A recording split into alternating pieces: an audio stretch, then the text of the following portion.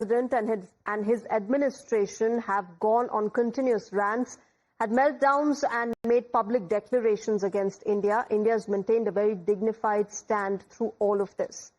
But there seemed to be a softening in the stance, with Donald Trump hailing the India-US ties and referring to Prime Minister Modi as a friend.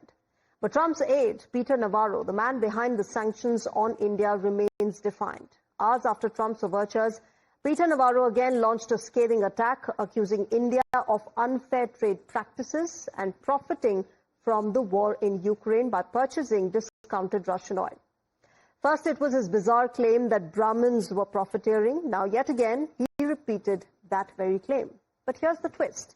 Moments after he made that claim, he was fact-checked on social media platform X. A community note posted that India buys oil for energy security and they do not violate sanctions. In fact, it also pointed out that American imports also are there and that US imports commodities from Russia, and that makes Peter Navarro's claims absolutely hypocritical. That comment or reality check left Navarro fuming and frustrated as he fumed at Elon Musk as well as the social media platform for being called out. Calling it propaganda and hitting out at Donald Trump's former friend Elon Musk, Navarro claimed that India's profits were burdening US taxpayers. But while Trump's aide continues with his rants, Donald Trump himself has been out on charm offensive for Prime Minister Modi and India.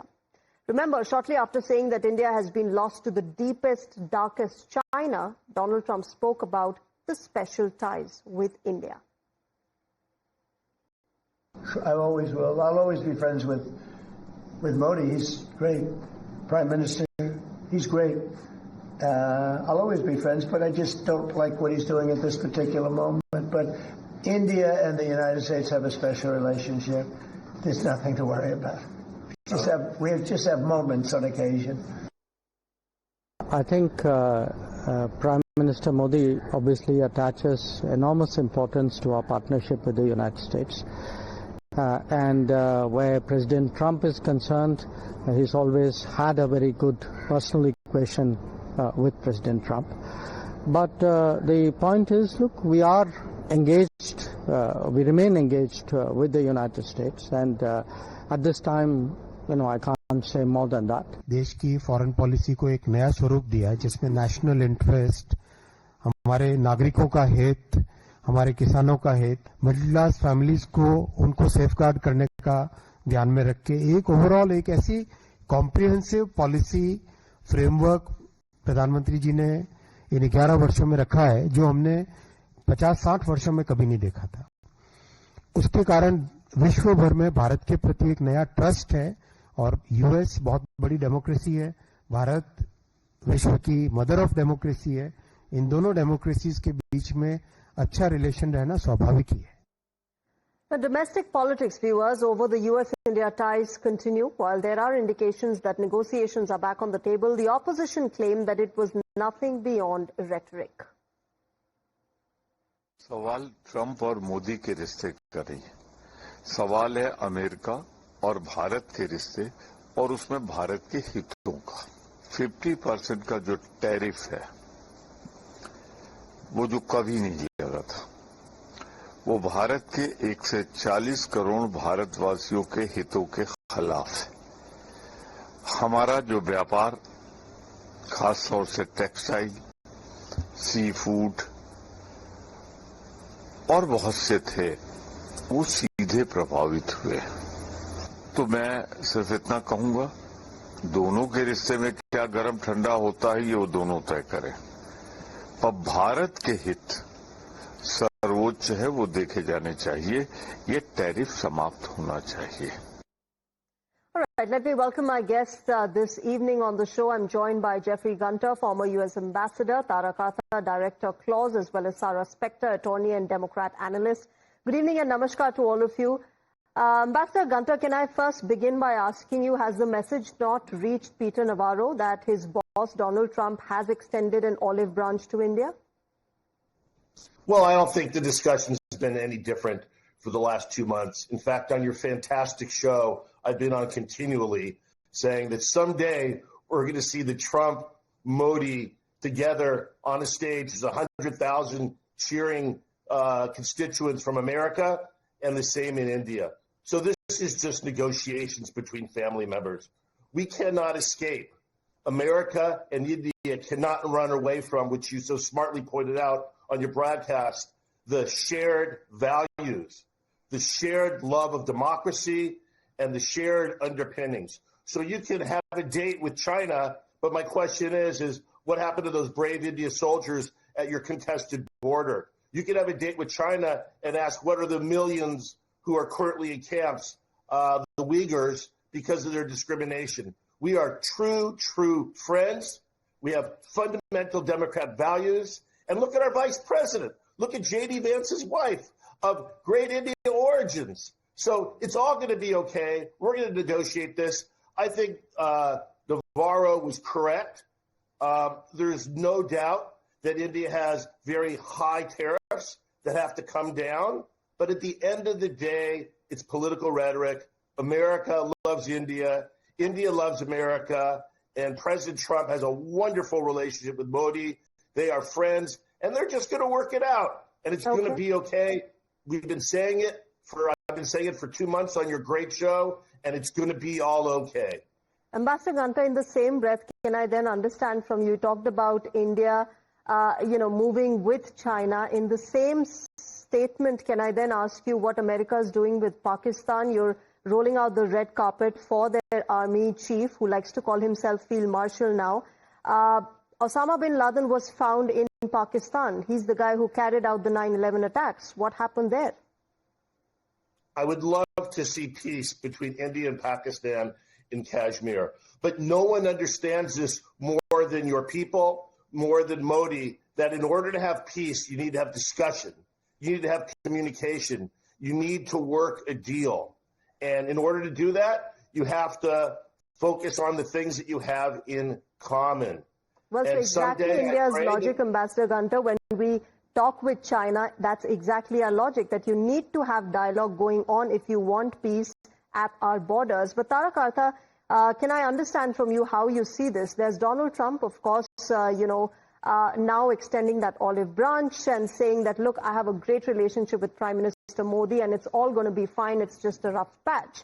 Meanwhile, his aide, somebody who has been bad-mouthing India for a long time, continues with his rant against India. See, President Trump himself, as far as I know, has never said anything against Prime Minister Modi. He keeps saying he's special, he's a friend, which is nice to hear. But Peter Navarro needs to go. There's no two ways on this. This man is gone berserk. This is not the way you conduct diplomacy. And I think a former US ambassador would know that. After all, he's a very experienced person. You know, and he himself has been indicted by the FBI investigation in terms of the riots in the US. He doesn't turn up to the court. What kind of a man is this? Is this somebody who should be in the White House? So sorry, this is Peter Navarro's unacceptable. What he's doing, let's keep it very clear. We always had problems with the US in various areas. Any relationship, like the ambassador says, it's a great relationship. Given all that, what goes on is good. It's good stuff. You have, differences, but we've always ironed it out quietly and with a lot of effort. I've seen some of that. So this is not on. In terms of the US telling us what to do with Pakistan, that is also completely unacceptable. This is, I agree, we should have, I would love to see peace with Pakistan. I would love these people to have a democracy where I can talk to somebody on the other side. But right now, there isn't anybody I can talk to on the other side. I refuse to talk to a field marshal. Okay. So that's how it is. So forget Pakistan. That's a separate issue. But I think I'm glad President Trump has reached out. It's a good thing for both countries. It's good for President Trump himself because there are elections coming, and 1.6% of the US they are Indians. Yeah, let's see how they vote. Okay, Sarah Spector, since you are a Democrat analyst, how do you view these past few weeks where the India-US relationship has been questioned, it has been loathed, and now suddenly you have Donald Trump, the President of the United States, saying, look, it's just a rough patch and it's all going to be fine? Yeah, it's a rough patch caused by him because he put 50% tariffs on a country that depends on us for trade. Their economy deeply depends on us, and he's putting people into poverty in India. And then he uses Peter Navarro as a mouthpiece to try to make it look like Russia is dependent upon India to invade Ukraine. I mean, first of all, Trump has picked a clown cabinet, and he's picked clowns to help him and advise him. Peter Navarro is a clown. Everybody knows it. He makes fools himself every time he's on TV, and this is who Trump chooses to surround himself with, idiots. And I don't know why Trump is trying to hurt India.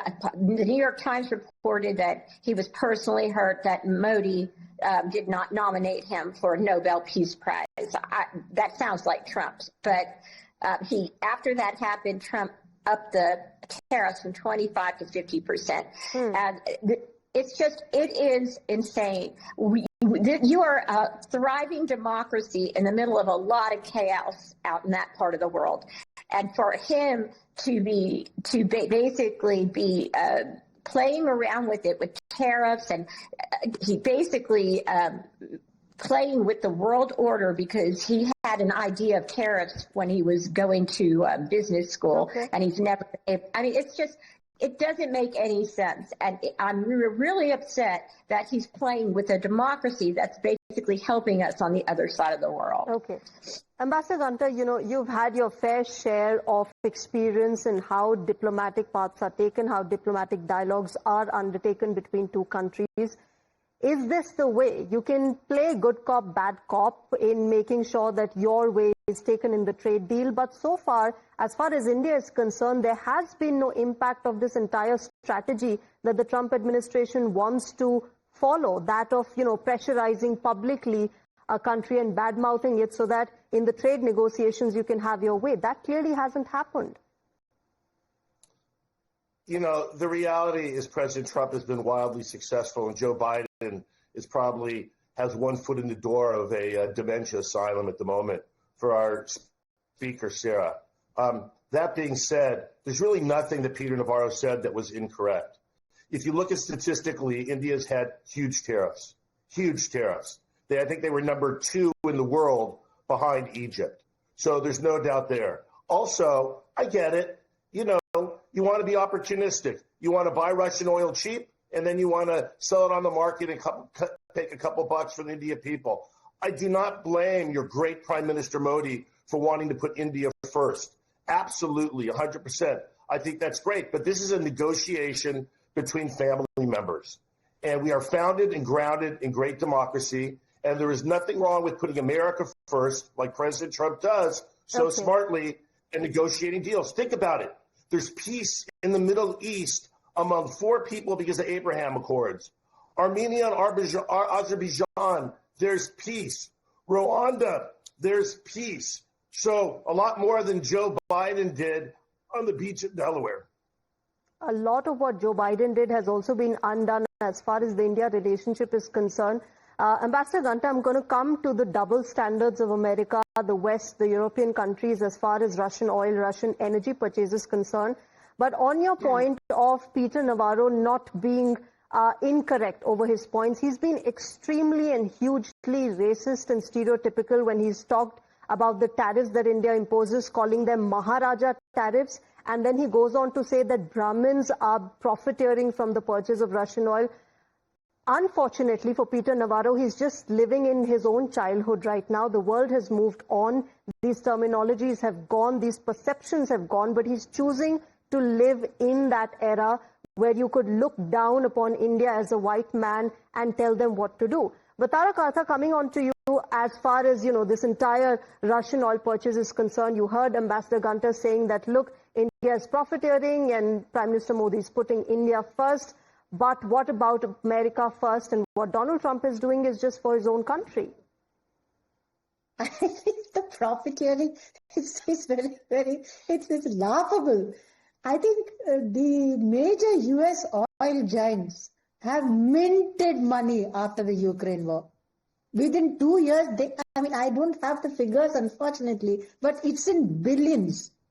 I'm talking of people like Enron and, all of these people have made this was their dream come true, right? One. Number two, the fact is, to say the US, which thrives on business, tells me I'm profiteering. And where is this even coming from? Indian buying of US, the oil and refining it has kept the prices down. That is one. And it's my freedom, what I choose to do. It's nothing to do with you.